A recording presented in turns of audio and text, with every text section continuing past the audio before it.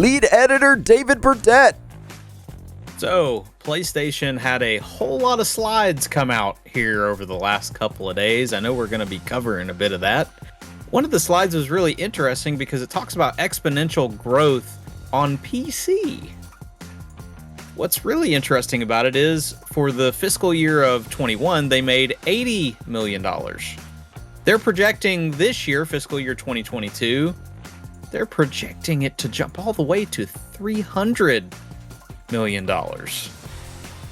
I'm not entirely sure how they get there. They are going to have something live service drop. We don't know what that is yet. That's going to make them probably a wad of cash. But that still doesn't explain getting to 300 million, especially considering they're not including Destiny in this. Could they drop God of War day one on PC? God of War Ragnarok? Could they drop Bloodborne on PC? Who knows? But they've obviously got some really big plans for PC to go almost 400% up on their projection for this year. That they do.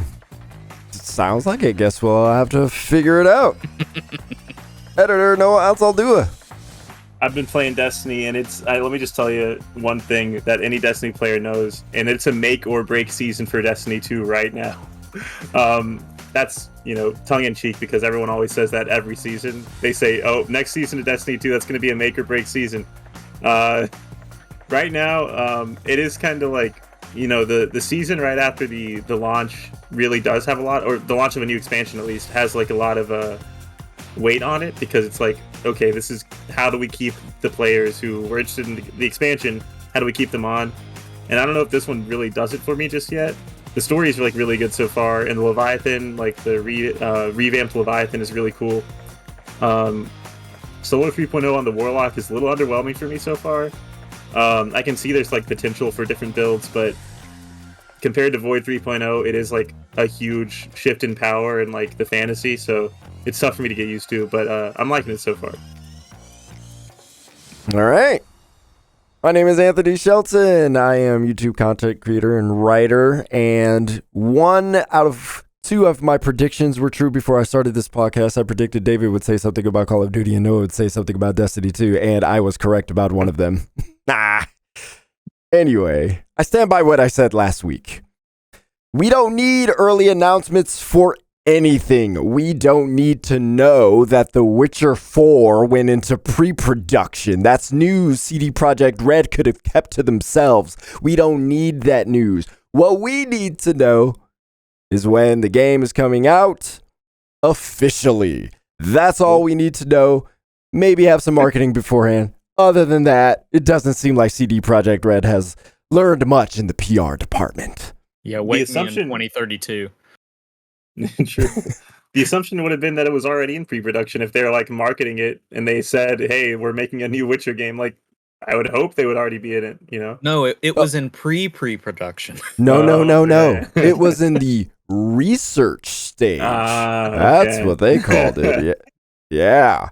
So now we know a little bit more about how development works at CD Projekt Red. They start with a research stage, and then they move into pre-production.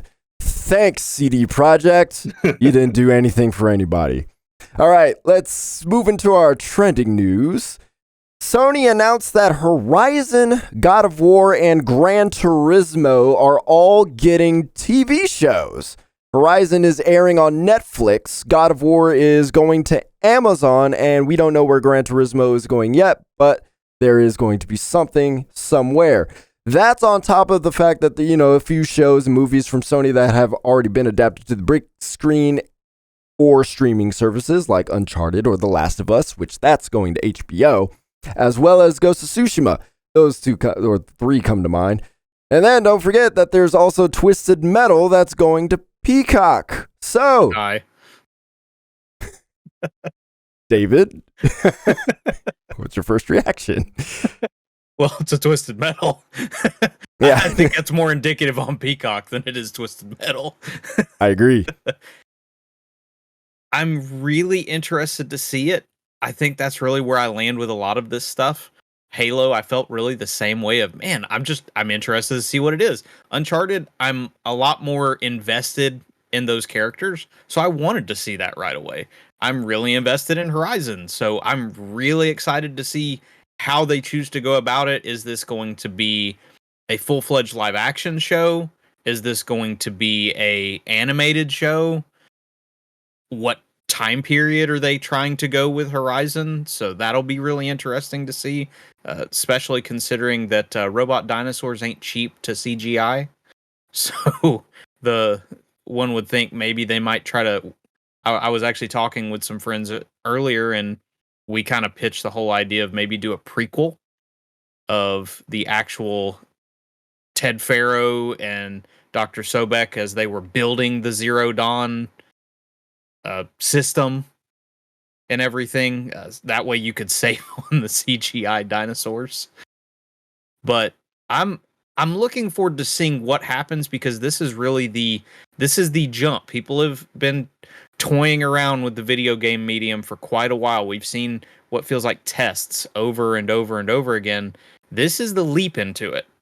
So it's going to be very telling how things go over the next little bit. And I'm looking forward to at least seeing it, because it looks like we're going to see budgets behind these things rather than them just being cast-offs to make a couple bucks before they go home.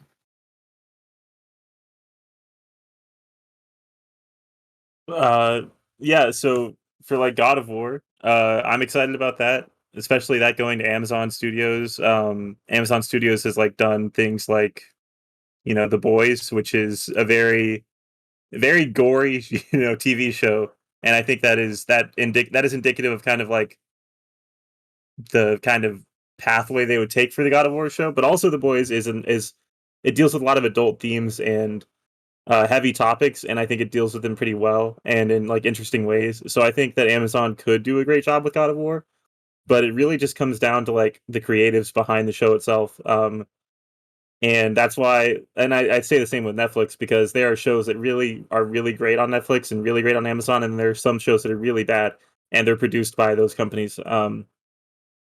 So I don't know. It's like tough to say, oh, this is going to be good or this is going to be bad, because on one end, Uncharted is like good if you're like looking for a popcorn movie, and not so much if you're looking for like something from like Uncharted 4 in terms of how deep it gets with the characters and how much it explores in the content. Um, so yeah, I'm excited because God of War and Horizon definitely have a lot to draw from, and I'm just hoping that they actually like do that, because if they don't, they could really miss the mark and really just be another video game adaptation failure. And it's like a hard thing to do to like appeal to the fans of like the hardcore fans, and also new people who might just be like, oh, let's watch this show. And that's where TV show helps with that, because you have time over episodes to develop characters rather than a movie that you get 2 hours to do it. Unless, of course, you're Halo and you only get 8.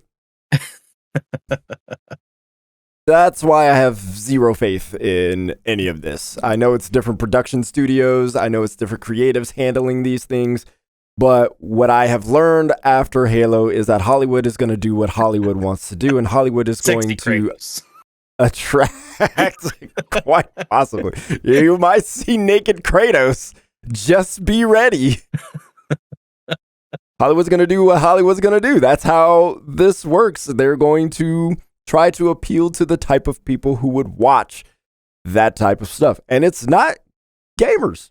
It's not us. They're going to create something that 100%. Appeals to the type of people who would watch something like The Boys, or whatever else you would find typically on Netflix or Amazon or HBO. That's how this is going to work. So I have zero faith that Horizon is actually going to use the lore before it in a way that is, I guess, respectful towards the actual lore.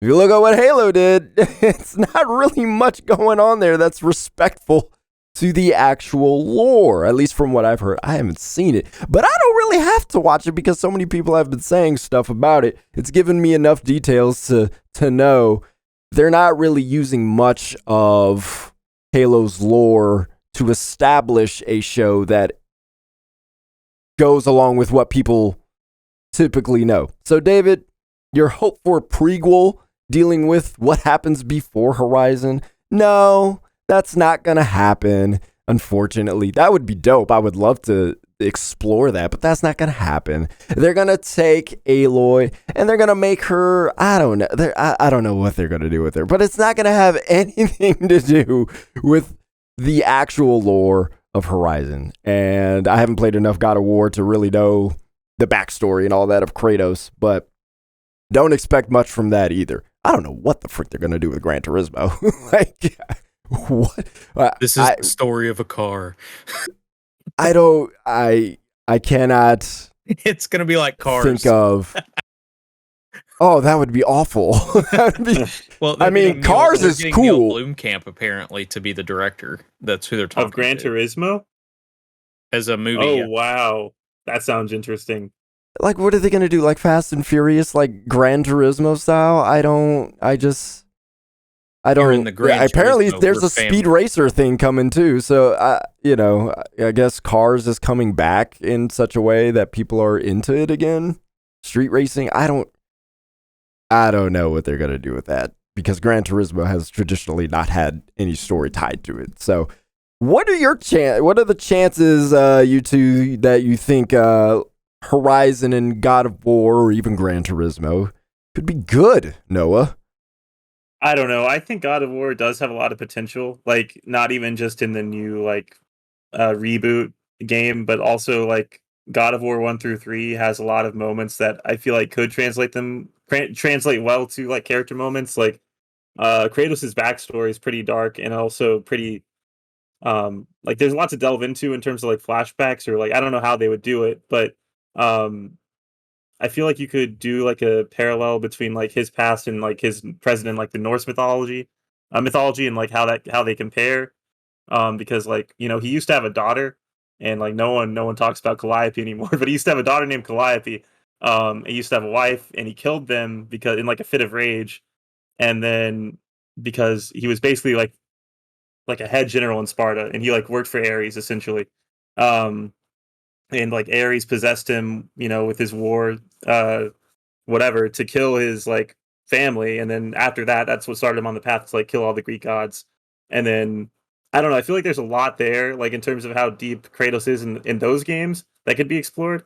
But anyways, yeah, I just think I think it has potential to be good, and I really hope it's good. And I'm gonna say I think it will be good. The Horizon, I'm not sure. I'm not deep into the story of that, so I'm not going to say it's going to be good. And it going to Netflix is a little troubling because Netflix is especially hit or miss. And what I've seen from Amazon is usually that they make good stuff. But that might just be because they're less mainstream than Netflix and people are looking less critically at it. But I'm not sure. Yeah. Without Remorse was not good. It was not good. I'm sitting at a 50-50, I think. And it does depend on the medium you choose. Yeah.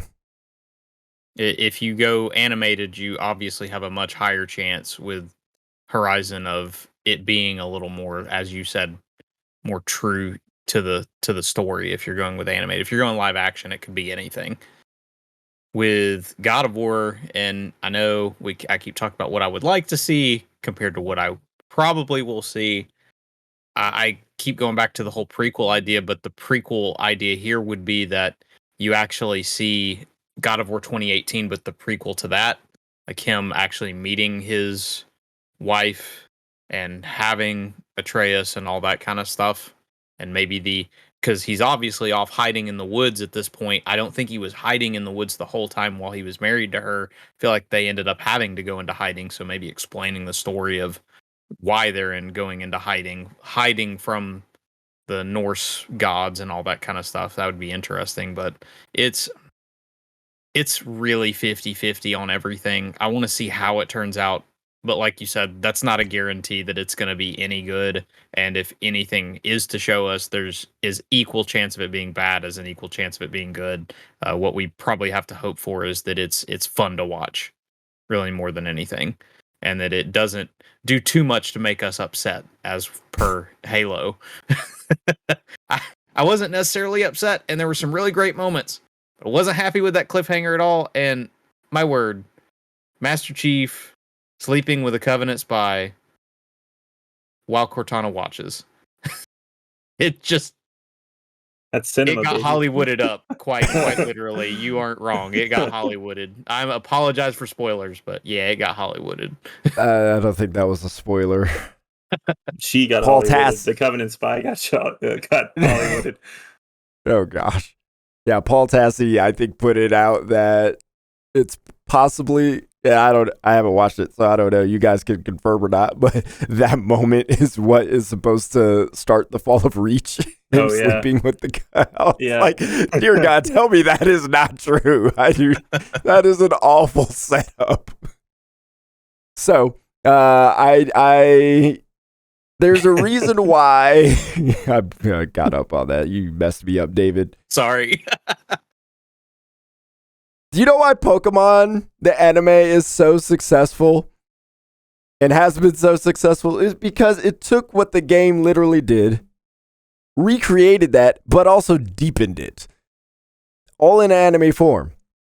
I imagine these are going to be live recreations of Horizon and God of War. I hope not, because you could do more with animation. I don't know if it's more expensive, but you can do more with animation. And I wish more of these adaptations would take that route, because you can do a whole lot more. You can get crazy with it because it's all animated. So nothing is off limits into what you can actually pull off. And the reason why Pokemon is able to do all that, because they can do whatever the heck they want, deepen the story, deepen the characters, stay on the same trail that we remember from Pokemon Red and Blue and all that stuff, and all the latest Pokemon games from there, and just keep on weaving and creating stories while the latest stuff comes out. And it's still going. That's what these need to do. We don't need the big budget stuff. We just want stuff that can last for a long time, can give us that enjoyment, but it also depends on what Netflix and Amazon and HBO, what they're actually looking for in terms of audience and money. So I don't know what they're planning here. I think games are big enough at this point where anybody who wants to do an adaptation for something like Horizon or God of War can take that route in animation, Pokemon model, whatever, and make good money off of it.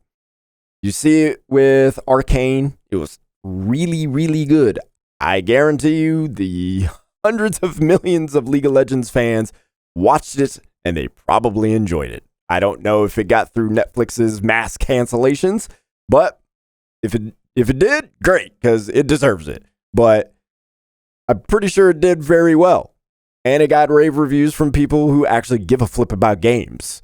And it deepened what you got out of League of Legends. If they could get more of that with Horizon and God of War, I think it would be fine. And Netflix has a continual series that will give them a steady flow of money coming in from new subscribers, all that stuff. That's my thoughts. All right, let's move into our next story. Sony plans to be done with bringing games to the PlayStation 4, apparently by 2025. During an investor presentation, Sony revealed in a graph that by 2025, PS4 will be pretty much done with, and PC will represent about 30% of sales, and mobile would be 20%. The rest would be PlayStation 5. Is this too long, Noah, for staying on the PlayStation 4 for another 3 years? I would say no, but I also would also like that comes with the stipulation that I hope that doesn't mean that every PS5 game or that it even like influences their decision for like PS5 games that studios are making, that to be like, hey, let's try and get this working on the PS4, because as a dev, I think you'd want that freedom to just say, no, this is going to be a PS5 exclusive so that we can like really go off as much as possible. But other than that, like if it's 4 games that they know aren't going to be that like hard to get running on PS4 and also not hold back the PS5 games, then I think that it's okay for them to keep developing it for that long. I don't see a problem with it, and I know that like the PlayStation 2 and the PlayStation 3 had like lives that lasted well into the placed into their like respective next console life. So I think that this is like PlayStation business as usual in that way. Do you know which slide specifically it was that they were talking? Like, I'm just trying to see if I can kind of get a little more information on that slide specifically. I have the whole entire slideshow pulled up. I've been looking over it.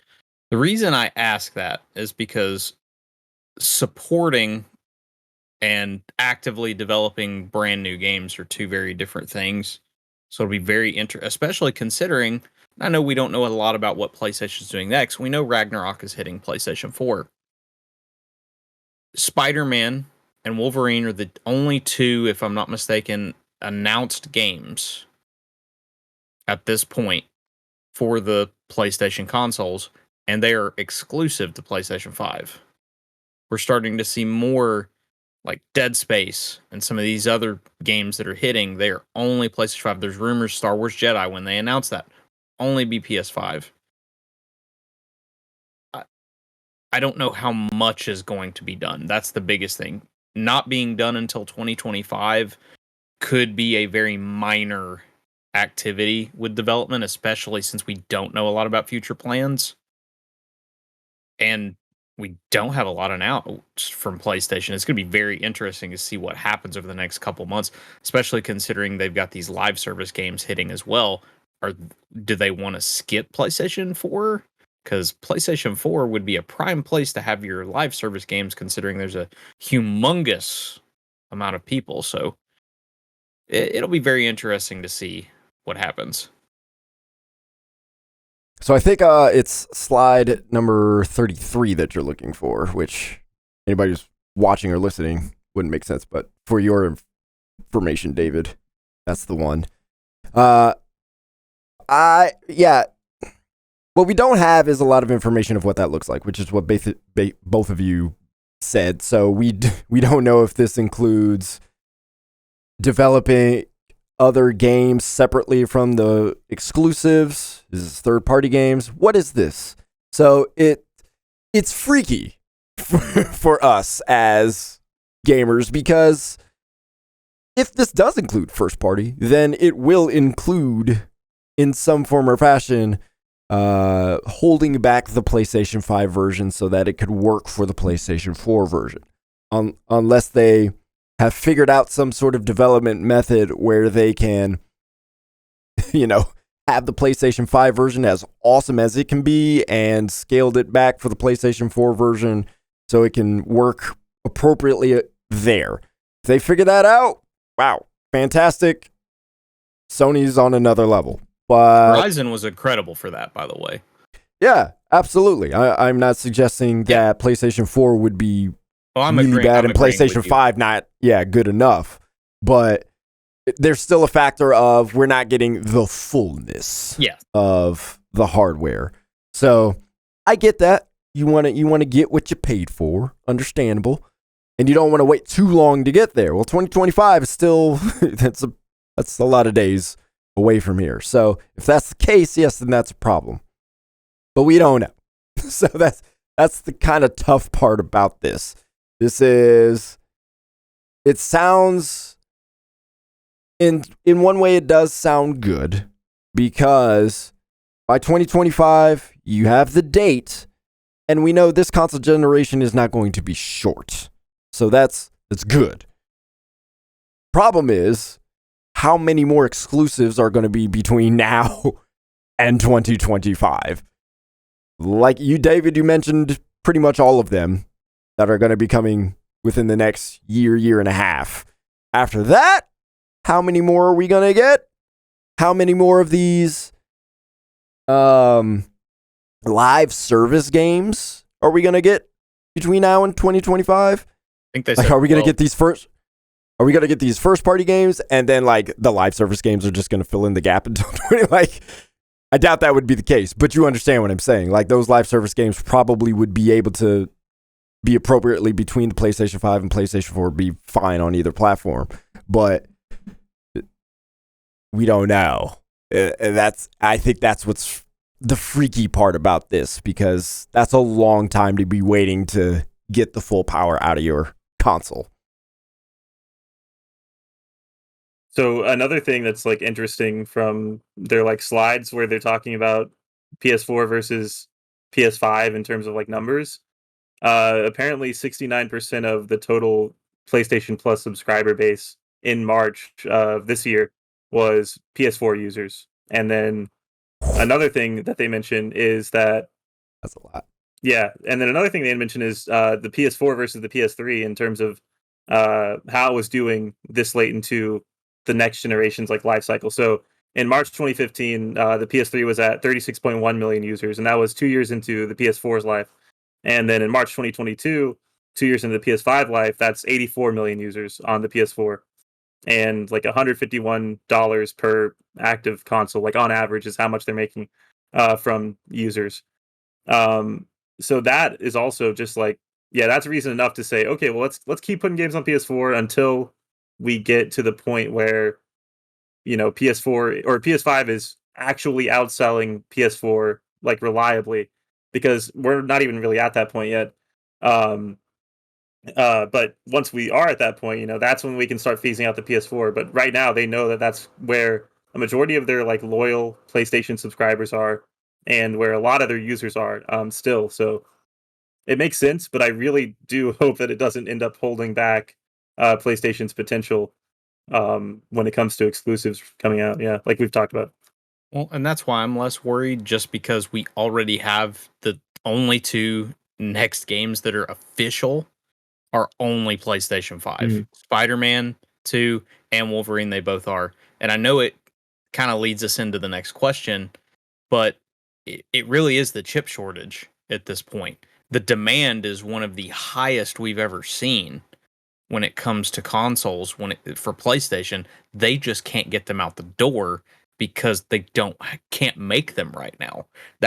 They're hopefully with they're tinkering with models, they're changing things around, they're hoping that they can get some stuff.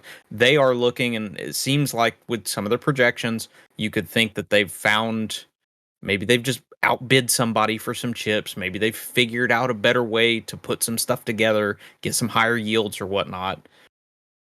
But the only thing holding them back right now is this chip shortage. If they can start getting consoles out the door, then by 2025, it really doesn't matter as much, because you have so many consoles out the door. You can see it kind of affecting Horizon Forbidden West right now, because Horizon Forbidden West definitely did not sell nearly as many copies, even though it was on both systems, comparatively to like Spider-Man, which is grandma goes in to get a gift, she sees Spider-Man. That's recognizable. Horizon doesn't have that same recognition that a mother or somebody buying a present would have. So they're struggling right now, because you can tell every time they get a big stock of PS5s in the UK, Horizon shoots up in the charts. Why? People want to play it on PS5. They didn't advertise it well on PS4, but people are wanting it so badly on PS5, all the benefits of it. We will still see some development on it, but I think you are going to see a lot more of the shift is going to be more towards PS5 for all this stuff. And a lot of it is how many more of those can they get out the door so that they can make sure that these games stay profitable. Because that's, in the end, that's what matters, is you got to keep yourself afloat. You got to pay the budget for these video games, because it ain't cheap. Now, right now, we're seeing the Mario Kart 8 effect on the PlayStation 4, where Mario Kart 8 continues to be the top-selling Switch game every year. And so Nintendo's like, why release Mario Kart 9 when Mario Kart 8 keeps doing well year after year after year? I think this is the 5th year.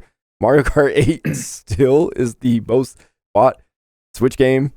So the PlayStation 4, similar thing. It's they're making 150, what did you say, 150 something dollars per user on PlayStation. Yeah, you keep that going while this chip shortage works itself out, and you try to figure all those details out. That's money you can still have. You don't want to throw that away. Once people get a PlayStation 5, then whatever Sony's, I don't know if there's an upgrade deal for Horizon for Sony, but there is. So they're going to get, some dollars off of that once people upgrade to PlayStation 5, because you have to pay for that, right? You do. The biggest thing right now is it looks like the PS4 version really isn't selling. People are just waiting to buy it on PS5. No, okay. So either way, like if that's the case, you make that money there. Yeah. Well, kind of, because by that time it will be cheaper. Sony isn't as Nintendo when it comes to their game prices, so I imagine it will be a little cheaper. But still, they're gonna get their money from that eventually. So yeah, this chip shortage is the big reason why Sony is taking this position. And I don't blame them. They should. But in the meantime, yes, we're getting a couple of games exclusive to the PlayStation 5. How long does that go if each game that's released for the PlayStation 5 continues to be like Horizon, where it's not selling immediately? Because they're going to need some immediate money. That's the concern. So with Spider-Man, like you said, no concern there. Yeah. No, it's fine there. The only problem is that there's not as many PlayStation 5s. So they'll get that money later. What was the other game you said? Wolverine, which is a similarly recognizable, not as popular though.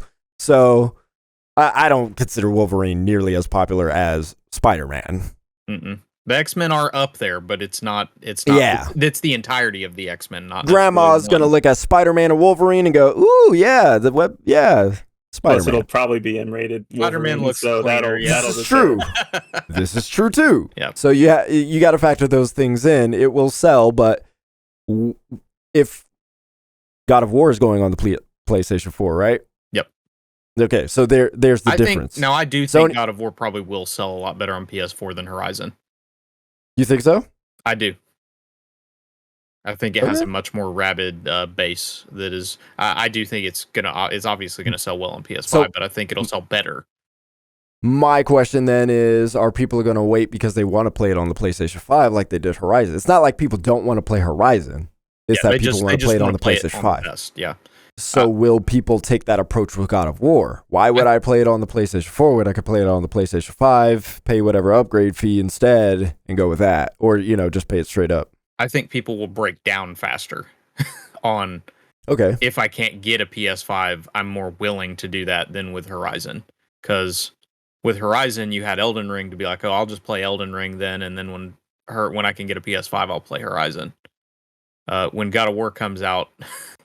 If God of War is in September, which is the rumor right now, considering when the Korean ratings board officially reviewed it today, then it doesn't have an Elden Ring to tide you over. There are games, not Elden Ring. No. Yeah, okay. That makes sense. I could buy that. Just a thought. So based on that, we see Sony's position then in terms of their business model. Something like Spider-Man, something like Wolverine, we could put on PlayStation 5 only, and it will sell because they're names, big names, huge names. I think Wolverine everybody knows. New IP. That also God of War, not so much. Maybe after the God of War Amazon series, perhaps more people will be hip on it, and the next God of War after Ragnarok will do even better. It could have bigger name recognition on the lines of a Spider-Man, for example, or Wolverine. But for right now, it seems like Sony is picking and choosing what's going to be exclusive, what's not, based on, strength of name at this point, which is smart. And I fully think the plan was to make things a lot more exclusive to next gen. You can't tell me that after Gran Turismo had none at all. Gran Turismo 7 did not have any advertisement that it was going to be on PlayStation 4 until pretty much it felt like right before release. So I think the plan was we wanted a lot of this on PS5, and then they realized, oh crap, because of COVID and all this crap, we have no supply. So we could be sending these things out to die. So I think that ended up being part of the plan was, well, I guess we're just going to have to develop last-gen versions, and that's part of the reason that honestly, a lot of your delays that we saw on several of these games, probably because of the last-gen version. Probably not because of the PS5 version. Probably the last-gen version. Yeah, that's quite possible. Hopefully not, but if it is, then I mean that's good for anybody who still owns a PlayStation 4. We still want them to have fun. Don't need a We've moved on to next gen, but You don't need a Cyberpunk. No, we don't. Nobody needs a Cyberpunk. All right, let's get into our apples to apples. So far, the score: David has 12, Noah has 10, and I have 13. So, David, what have you been playing? I messed around this week. I was testing out this headset and whatnot, and I decided, you know what, I want to do something real chill and nice. So I started playing Lego Star Wars The Skywalker Saga. Very Awesome. nice. My 3 words are, I actually have the high ground now. Apparently that line had to be patched in, so there you go. Triple the goodness, and the force is strong with this one. Noah, what are your 3 words? Mine are, hello there. Now this is pod racing and bomb bad. All right. There's a lot of good stuff there, and this is very tough. In honor of Obi-Wan coming out tonight, I have to go with hello there. just because of that, I was really close to the force is strong with this one, because it is incredible how I never thought a Lego game could look this pretty. Like, it looks clean, it looks crisp, everything, the graphics pop. It is so much, it's very smooth running around and doing all the different things and whatnot. It's just fun to play. And it's something that you can just not worry about. You can just turn off your brain and just have some fun doing some Star Wars stuff. The comedy's there. The game actually, I know that the Lego games have always been dense when it comes to stuff to do, but man, there's side quests and all that kind of stuff. It is just an awesome game, completely worth every cent that you'd spend on it. You could, not to mention it's got local co-op as well. Too bad that it doesn't have online co-op, but at least it's got local co-op. I love that Lego games are doing so well. Like, we don't see too many games that, kids can play. I work with kids, so that does appear in my mind every once in a while. But they're actually good. Yeah. They're really good. And they've got to do this with this, because they kept having to delay, they kept having to push, they kept having to work on, like, we don't want to crunch, all that kind of stuff. I'm glad it took like 2 years for this to come out, because for so long we kept getting roughly the same Lego game, and they were putting out 2 games a year, like the Guitar Hero games. We needed this, oh crap, COVID happened, so we've got to stop everything and just sit with this game for a while. It has benefited this game series so much, and if they will keep doing that with these other games as they come up, because you imagine they're probably working on their next license or figuring that out, it will benefit these games so much for the creativity that was able to be put into redesigning I mean, these are over half of the games in it, or that were already made for these movies, are in this game. Redone in their entirety. So it's really cool to see them get a new lease on life, because they had to wait. They had to take more time developing it. All right. I have been playing Multiverses. Noah, what are your 3 words for me? Mine are release it now, polished, and that movement. All right. David, what are your 3 words? I went with smash that like button. Oh, God. Shaggy meta, and even better than PlayStation All-Stars. Wait, do you consider PlayStation All-Stars a good game? I have the platinum trophy for PlayStation All-Stars. Oh I had fun with it on my breaks on the Vita. It's more of a joke to PlayStation All-Stars more than anything. But even better. It blows that game out the water. Yeah. Oh my God. I'm going to. What is Shaggy meta? Where do you? What? I'm just confused by these. We're just living in it. Most effective tactics available, man. I am going to go with Release it now. Nice. Release it now. We made it. It's been tough. We've made it tough on each other tonight. Yeah, release it now. Without Tasmanian Devil and a few tweaks to characters, but otherwise, release it now. This is, if you like Smash Online, play this. Don't play Smash Online. Play this. You can play Smash on your couch. You can play Smash by yourself. Online, play this. If you want to go play something online, go play this. This game is really good. It's really deep. It's, even though it is functionally less than Smash, less moves, less attacks, stuff like that, there's still a lot of nuance to it that makes it competitive, which is something I care about. It's still fun without the items. It's fun with their little perk system and all that. Still casual, still party, all that. But from a competitive standpoint, as me being one who did some competitive Smash, like it works. It works really well. There's a lot of nuance to it, and I feel like it's ready. I don't think they're going to release it obviously soon, but I think that's more about what they're including in the Battle Pass, what's going to be available. Obviously, they still need to make some tweaks with some of the characters, but even the tweaks that they need to make with some characters like Tasmanian Devil, like they have experimental tagged on there. So they know, like, hey, we're trying something with this.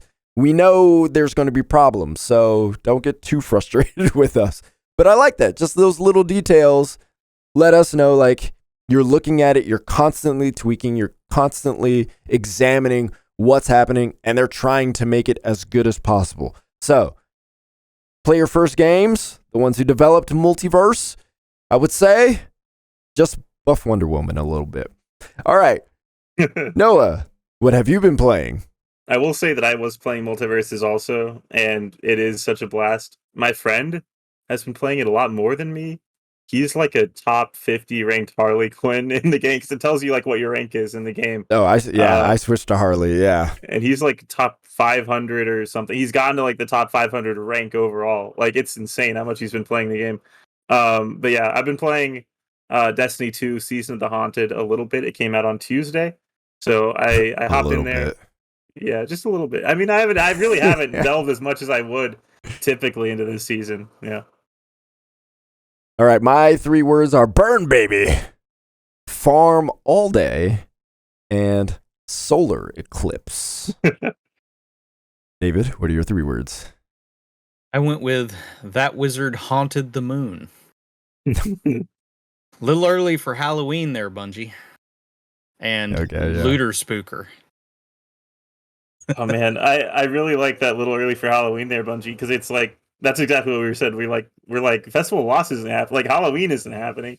Yeah, it is weird. But yeah, I think I'm gonna go with Farm All Day, because when I did hop on Tuesday after like I streamed Apex, for like my required daily nutritional value, I hopped on and I was like, oh man, like I love the Leviathan so much. It's like such a dense location, and the way that they've like remixed it, really, because it's not the same. Like, the locations themselves are the same base, but they're like overgrown with like darkness, corruption, and all that. And the passageways in between different areas are different. So, and there's like new secrets to find. There's like bobbleheads of Callus, which are very funny.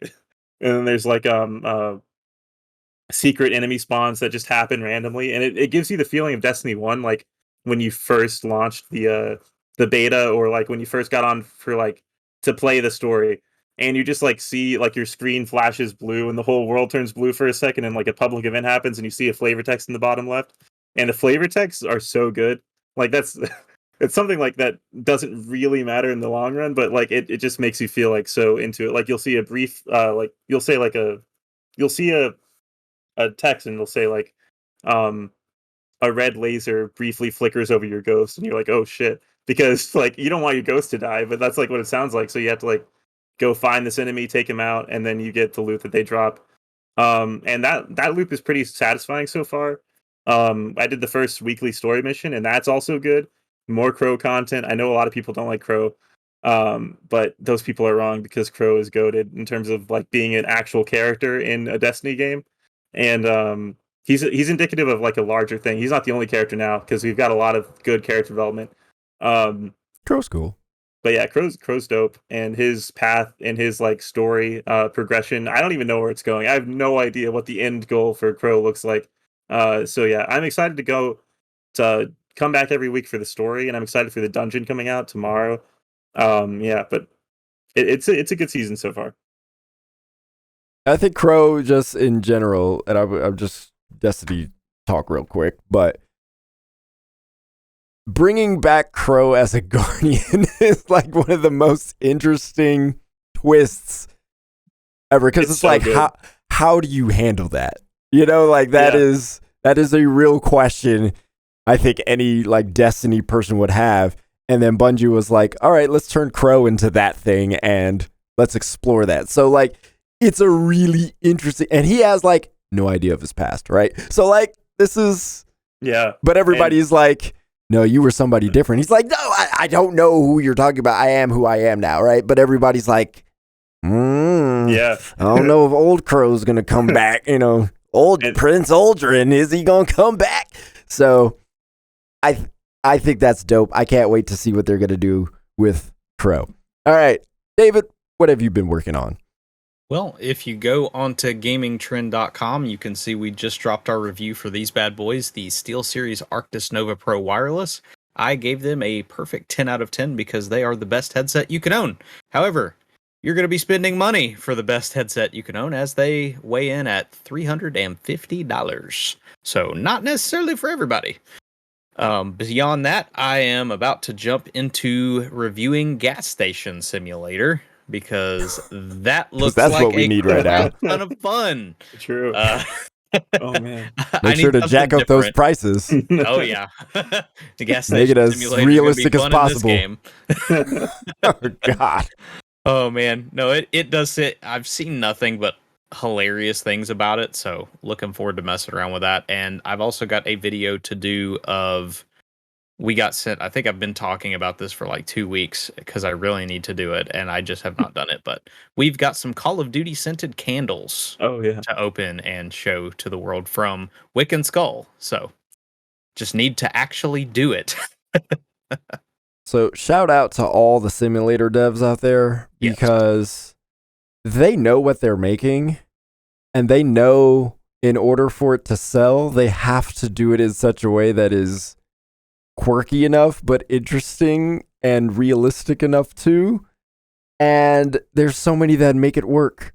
I don't know how they do it, but no one would have ever told me or told myself. I would have never looked at myself and told myself, Anthony, as a city boy from Los Angeles, you will enjoy Farming Simulator. Nobody would ever told me that, but I like Farming Simulator. That's so much stuff. Fun. Yeah, it's relaxing and fun, and yet interesting at the same time. That's why I'm looking forward to playing Gas Station Simulator. It just feels like just a chill ride. Apparently, you can beat it in 10 hours. So, oh, you can beat it. Okay. Yeah, apparently. Is it Monopoly? Like, I have no idea how it exactly works. There may be some sort of narrative in the background or something. Career. Aliens apparently show up at some point. So. Oh wow. It's like Sims 2. All right, Noah, what are you working on?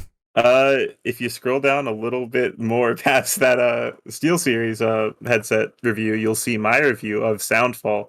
I just put that out yesterday. I guess this morning, early morning, and I had an all right time with it, and you can read all about my all right time with it and a little more in depth there. And other than that, that's it. So, I don't know what you consider all right, because you were hitting us up in Discord looking for therapy, basically. So, I was, like, you were looking for some sort of relief. You're like, I just need to say this. Sometimes some games just overstay their welcome, and I for sure happened for Pornoa a bit. It's got 100 levels, and I was God. done about 40 levels in. I got it. I understood the message. I understood what was going on, and I was over it by 40 levels in. But then there were 60 more to go, and I had to force myself to sit down and play the game. It's not awful. It's just that it's all right. And when you play like It's 15 60 hours, levels too long. yeah. So 60% of the game, should have been cut. The rhythm-based combat stuff is all great, but then they try and stack on this looter shooter element to it, and like Destiny, there's like an arbitrary power number, and if you don't have a high enough power, you can't really do the challenging difficulties of stuff, which makes it more fun, but doesn't, because the challenge mostly comes in like amount of enemies and also the amount of health that they all have. So yeah, it just kind of got stale, and I kept on. By the end of it, I was just playing on the easiest difficulty because the power level system was arbitrary anyways, and I was like, I might as well just finish this. That's fascinating that they put a looter shooter element. That's why I need to read the review, because that doesn't make any sense. If you scroll down a little bit further than that, you'll see my multiverses preview, where I go into some detail about how I feel about it, the battle pass, characters, stages, all of it. As you understand, I like it a lot. I wish it was out now because I don't want this closed beta to end. But I do have some concerns, and you'll want to read about those in the preview. All right, that's it for us. Thanks for listening to us in the Part Timers podcast. Appreciate you listening and watching. We'll talk to you later.